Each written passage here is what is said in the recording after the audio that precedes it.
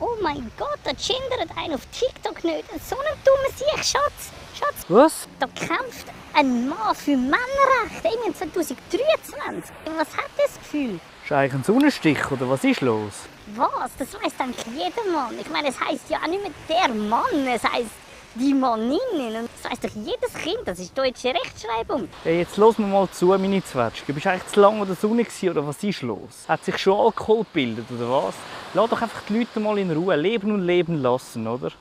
Oh mein Gott, mein Freund so ein Frauenhasser.